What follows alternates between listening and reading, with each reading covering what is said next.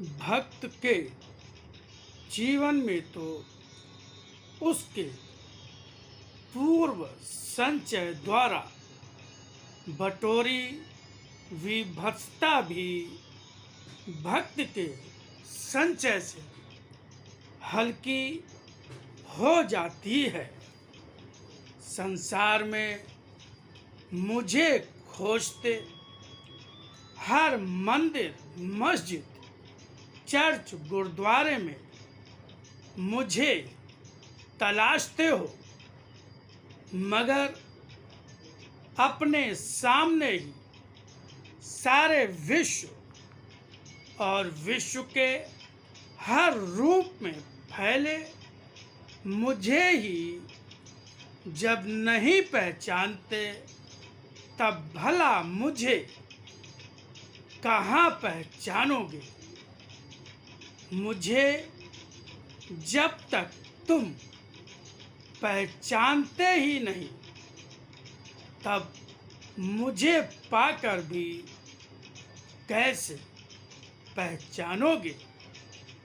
मुझे नहीं पहचानते, तब मंदिरों, मस्जिदों, चर्च और गुरुद्वारों में कैसे पहचानोगे कि मैं ही हूँ।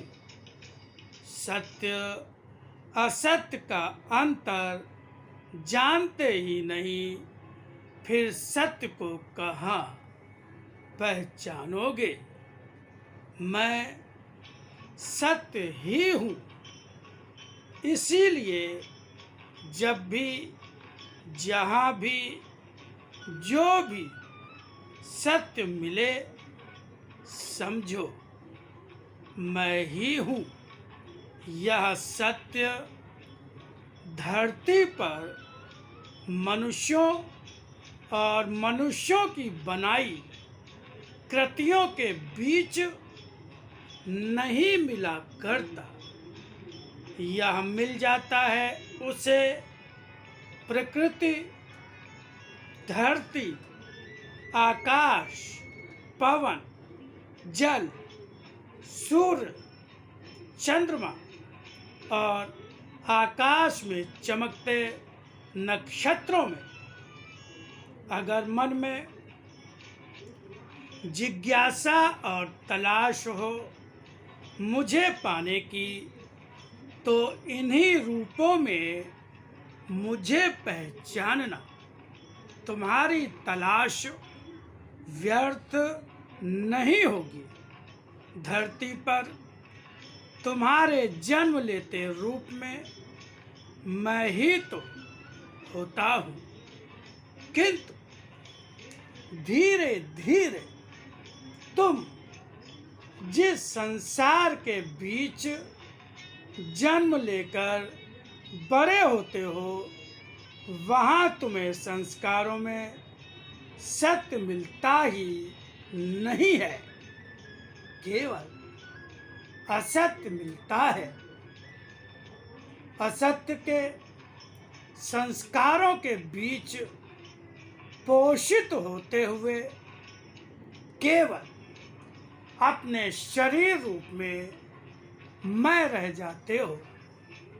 अपने शरीर को जितना अधिक पहचानते, आत्मा से दूर होते जाते हो।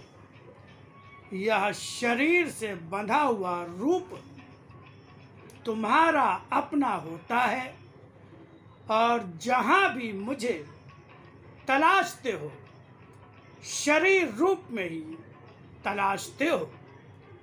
शरीरी भावनाओं के आधार पर देखकर मुझे अपने से अलग पाकर नहीं पहचान पाते हो।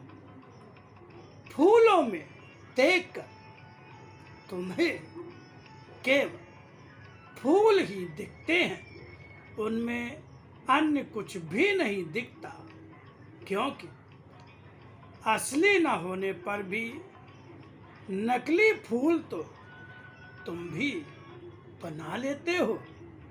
फिर तुम्हें अपने और मेरे बीच अंतर दिखता ही कहाँ है। जब अपने शरीर जैसा ही साधारण मानकर देखना चाहते हो और उस साधारण को अपने ही बनाए मंदिर, मस्जिदों, चर्च और गुरुद्वारों में अपनी ही बनाई कृतियों में पहचानते हो, तब उन्हें भी अपनी पूजा के पवित्र भाव से नहीं, स्वार्थी भाव से पूजकर मुझसे अनजाने रह जाते हो। मुझे पहचानो, तभी पा सकोगे मुझे, अन्यथा तुम्हारा भ्रम अथवा असत्य से बंधा मन असत्य रूप में ही मुझे खोजता रहेगा और असत्य रूप में ही मुझे पाने का प्रयत्न अर्थहीन ही होगा। असत्य की सीमाओं को तोड़कर मुझे पाओ।